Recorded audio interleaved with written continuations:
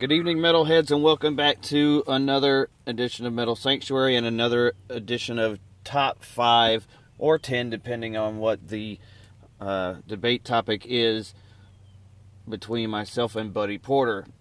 We were going to do two last week. We were going to do the top 5 most metal albums and also a top 5 guitar duo. And I think he wants to go ahead and get the guitar duo done tonight, which is fine by me.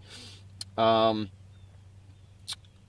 by duo, we're talking about two guitar players in the same band that both played lead guitars, not just one playing on rhythm and one playing on lead. This was a highly hard list to make. It wasn't so hard for me to narrow it down to enough where I had to, pick or whatever, but it was hard. The two honorable mentions that I didn't put in, it was hard to kind of keep those off. And I'll go with the honorable mentions that I had, and they will probably be different than yours. I think at least one of mine will probably be different than anything you even have on your list. I went with the Amat Brothers and Arch Enemy. I think just their brand of melodic death metal and the solos and the melodies they put together are my favorite in melodic death metal, period. And then my other, coming from my favorite thrash band, which is Testament, I've got Alex Skolnick and Eric Peterson. The reason I didn't put them in was because I don't think there was as much of a back and forth with solos between the two. I think Eric contributed some, but I don't think it was, you could definitely tell the difference between, because Eric was more of a metal guitar player, and Alex had a lot of jazz and blues influence in the stuff that he wrote, which is part of some of the pairs that I put in my group. They're contrasting styles. So those are the two I had in honorable mention. I've got Matt Heafy and Chris Beaulieu, I believe is how his last name is pronounced, from Trivium. As an honorable mention, these guys, they're heavy hitters. They came out balls to the wall for being, 18, 19 years old when they released their first album. These guys are playing like seasoned veterans. Yeah. And they deserve a lot of credit. I don't like everything Trivium does, but these guys play their hearts out, and they really know what they're doing. And Heffy is, to my knowledge, still the only original member of Trivium. I believe so, yes. And for another honorable mention, I have Chris DeGarmo and Michael Wilton of Queensryche. That was really hard because, they're right there on my list. It could have gone, either way, but these guys are somebody that was in the top 5. I think it was just how I was feeling at the time when I wrote my list, and it's a really tough decision, because they could have easily been in the top 5. And I would like to give one honorable mention to Zachy Vengeance and Sinister Gates. I do not like the band, but I have a lot of respect for the way that these guys play, and they do, they're bringing metal to a whole new generation of people. I don't really care for, the band as much, but, they're keeping it real, and, they're keeping metal alive. Well, what I would say to that band, because I do agree, I think musicianship-wise, I think they're really up there. They're also a band that has gone through some style changes as well, because from what I was told, at least, I have never really listened to any of their older material. They were kind of more like a melodic death metal almost kind of band, and then the singer kind of blew out his voice doing that, and that's why they kind of went to more of a clean style vocals. His vocals just, they don't resonate with me. They're like a lot of the, and I won't put them in a metalcore category, although I believe they have had some metalcore releases. Like I said, they've gone through style changes, but his clean vocals remind me a lot of the metalcore vocals that I don't like. They're kind of whiny and almost kind of like new wave of American punk type style that I just don't care for. So I agree with you on your assessment of the band and of the guitar players. I think if they were to start a secondary kind of like side project and grabbed another vocalist, I'd be more intrigued. Definitely. I'm going to start with my number 5, and I have a feeling it's somewhere on your list. I went with Sherman and Diener from Merciful Fate. And it's not just their lead work. I mean, they have contrasting styles in the riffs as well, but I think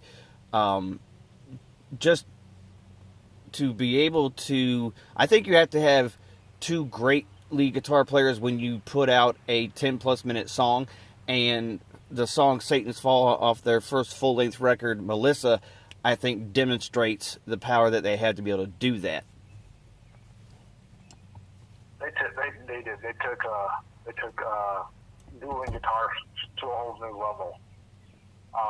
You know, they play so well off of each other. They both have different backgrounds. One's classical, and one is more like blues and jazz influence. But they blend so well together. And it's funny because live they'll trade solos, and a lot of people don't even realize that when they're playing live. You know, Diener's playing Sherman solos and Sherman's playing Diener solos. I almost feel like that's the combination that King and Hanneman kind of wanted to be. I just feel like King and Hanneman kind of took it more to the evil sounding with their solos, and Sherman and Diener were just more technical. My number 5, I have Alex Skolnick and Eric Peterson from Testament. And I love the way that these guys play back and forth, and I love the way that, you know, that their two different styles blend together. You know, they're definitely there's a noticeable difference, you know, and every aspect of their sound. You know, you can listen to a part of a Testament song and you can tell if Alex Skolnick wrote it, or you can tell if Eric Peterson wrote it. Right, and also, you know, to keep on the Testament topic, also Peterson and James Murphy, when James Murphy was also in the band, he, as far as riffs were concerned, he brought a more of a heavier sounding riff than what Skolnick had. Yeah, they Testament went in a different direction, and they kind of strayed a little bit from the thrashier sound. More like a death groove heavier. kind of, yeah. Which there's two different eras of Testament, and I love them both so much. It's hard for me when, you know, I think about my favorite Testament records, because my favorite Testament record is actually The Gathering, but my favorite older Testament, if you want to go back to the actual thrash part of Testament, would have been The New Order. My number 4 is a Megadeth combination, and even though I like the record Peace Sells with Chris Poland on there, you've only got 2 records to go with that combination. And I feel that, you know, especially because the band did get better in their writing process, I have to go with the combination of Dave Mustaine and Marty Friedman. They were together for about 5 records, I think. Let's see, rest in peace. About 4 or 5 records. And that lineup in general, with Nick Menza being on 4 of those records, I feel definitely, once again, we go to a contrast in styles. Dave Mustaine, a lot more jazz-oriented. Marty Friedman, a little bit more kind of pop, kind of hard rock. But the mixture together in Megadeth, at least for the first 3 records they were together, I feel was very... worked very well for them and kept them going and kept them gaining an audience. Yeah, Marty Friedman definitely he improved Dave Mustaine's playing and his writing skills. Marty Friedman was fresh off, you know, out of the speed metal, you know, with Cacophony and stuff, and you know, and he was out there, you know, always competing, you know, with his name slips my mind, the guy from Racer X, Mr. Big. They were always doing competitions, shred, who could shred the fastest. And, which, when Marty Friedman brought that into Megadeth, granted he had to slow down quite a bit. But his technicality made Dave Mustaine a better writer and a better player. And I believe prior to Cacophony, I may be mistaken, because it's been a while since I read the liner notes. I think he was in a band called Aloha as well. There's a Metal Massacre compilation I've got, and I want to think that Friedman was in. He's on a band in that compilation, but I want to think it's the band Aloha. That might be. For my number 4, I have Andy LaRocque and Pete Black from King Diamond. And I think that the album Them is, for as far as a concept album, you can take any song off of there, they stand alone. And, they're another group you can tell when Andy LaRocque is playing, and you can tell when Pete Black is playing, because Andy LaRocque is all about the feel and the moment of the song, and Pete Black was just a very technical player, and every note, had a rhyme and a reason behind it, and it was like he played with intensive purpose. Right. And another thing too with concept records, especially something as dark as King Diamond, it's hard to make a solo stand out because you're thinking about the story of the song, but they do it so well that you don't have to just think of it as a concept record when you're listening to it. Like when I listen to a King Diamond record, I'm not necessarily listening to rehear the story because I know the story. I'm really just interested in hearing, all of the components put together. My number 3 is actually one of your honorable mentions, and I went with Wilton and DeGarmo from Queensryche. They've had many more records since DeGarmo was last in the band, but I think that's just the bar as far as Queensryche is concerned. I don't think they ever topped it, in my opinion. And I think that especially in the 80s, and with, also, when we talk about concept records, Operation Mindcrime, one of my favorite solos probably of all time is the solo for I Don't Believe in Love. And, they've got some back and forth on that as well. It was very hard not to put them in this list. And like I said, it could have went either way. I could easily, flip them in and put somebody else down. I think it was just how I was feeling the other day when I wrote this out. It was very hard to do this list.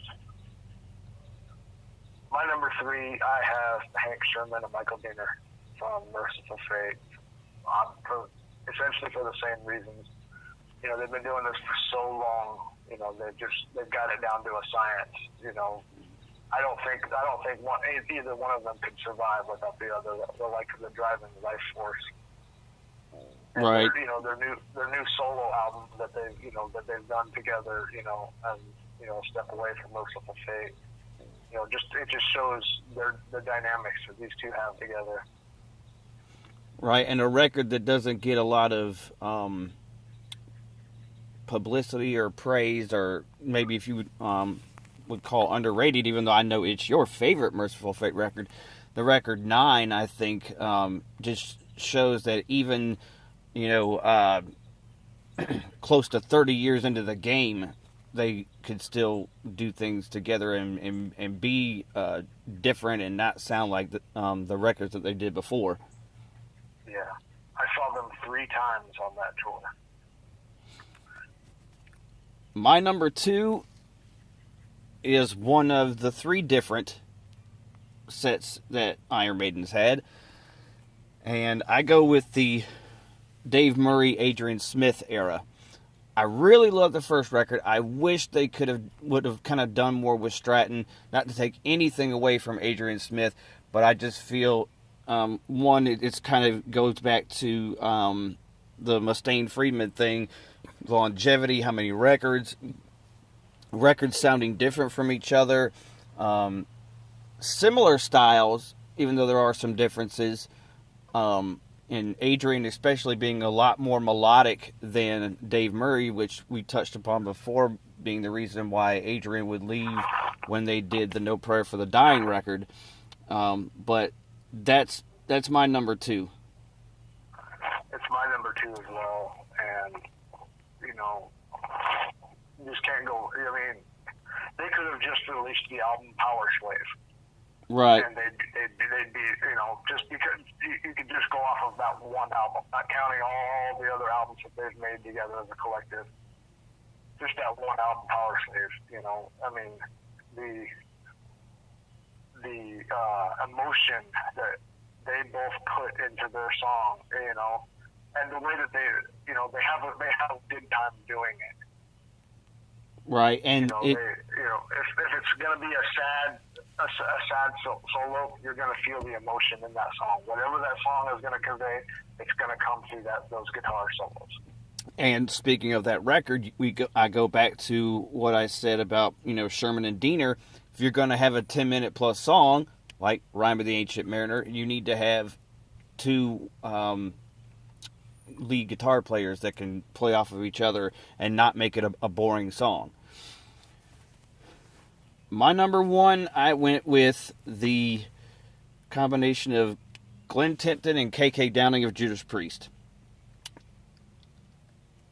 I'm right there with you. This combination to me is just so magical, and you and I talked about this before, that it's just the driving force to outdo each other. It was kind of one thing in the 80s when guitarists were trying to outdo another guitarist in another band, like you had mentioned earlier, but to try and outdo each other in the same band and, kind of basically for all intents and purposes hate each other and be able to make that coexist and to make kick-ass records, kick-ass music, kick-ass solos. I mean, just alone, I think about the solos in Painkiller or something like that, and definitely Glenn, the more kind of technical, more thought-out player, and KK was a lot more of thinking about the feel of things and more of kind of like a blues-based guitar player.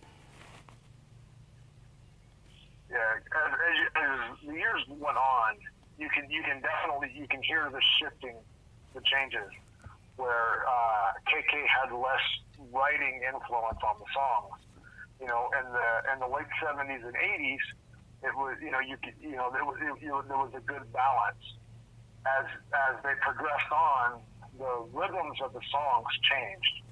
They got a little faster, they got a little heavier, and that was all Glenn's influence on the band. Right. But when it still came to soloing, KK, was on another field. The guy couldn't read, couldn't write music, couldn't anything. He could barely even read tablature.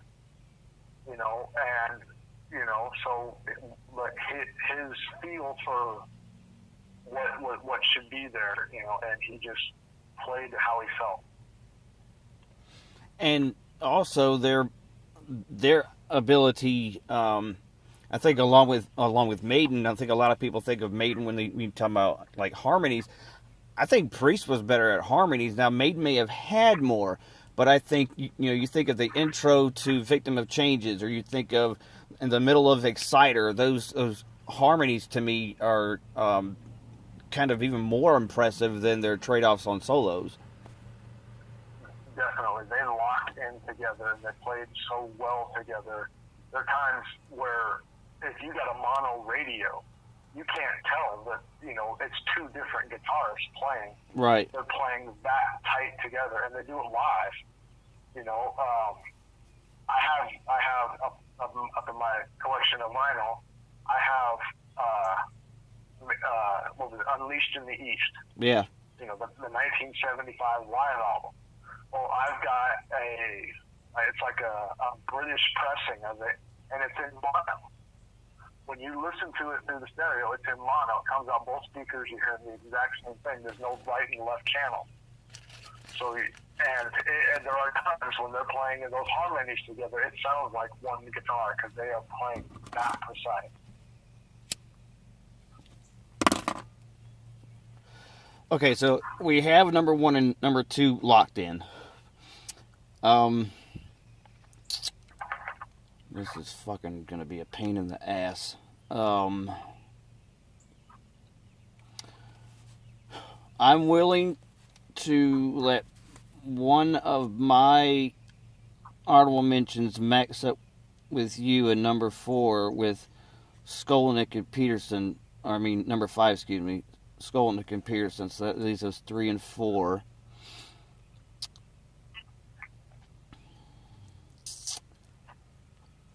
Man, I really want DeGarmo and Wilton in this list. Well, they can, like I said, you know, that was really hard for me. Queensryche's one of my favorite bands. You know, it's. I mean, I could easily accept, you know, DeGarmo and Wilton, and we could leave out LaRock and Black. It's actually what I was thinking. We'd put Wilton and DeGarmo at 4. And then we both have Sherman and Diener. I wouldn't mind putting them up at number 3. So we would have Glenn and KK at 1, Murray and Smith 2, Sherman, Diener 3, Wilton, DeGarmo 4, Skolnick, Peterson 5. That works. Yeah, I like that list a lot too. And, you know, like I said, it was hard, very hard, because I, you know, and when I put my list, I did Sherman and Diener, and I left out King Diamond because I kind of wanted to have guitars that weren't related to the same singer or related to anything close.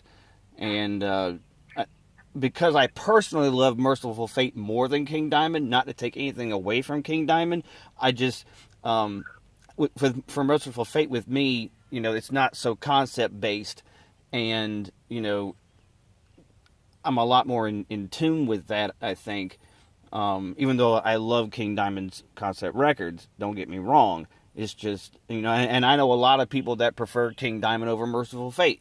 But either way, there's storytelling regardless of which band it is.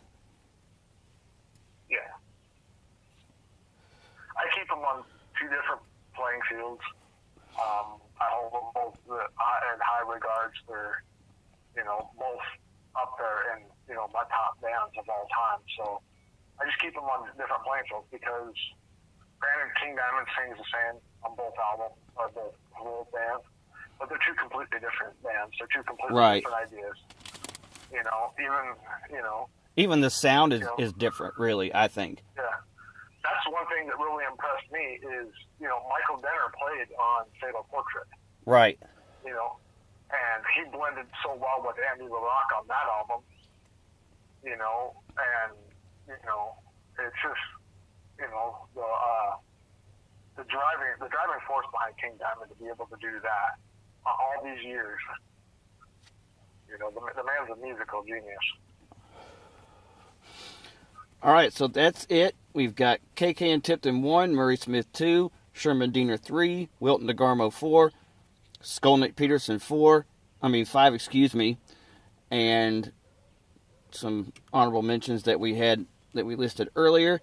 That's our top 5. Like, comment, subscribe, and we are out. God bless.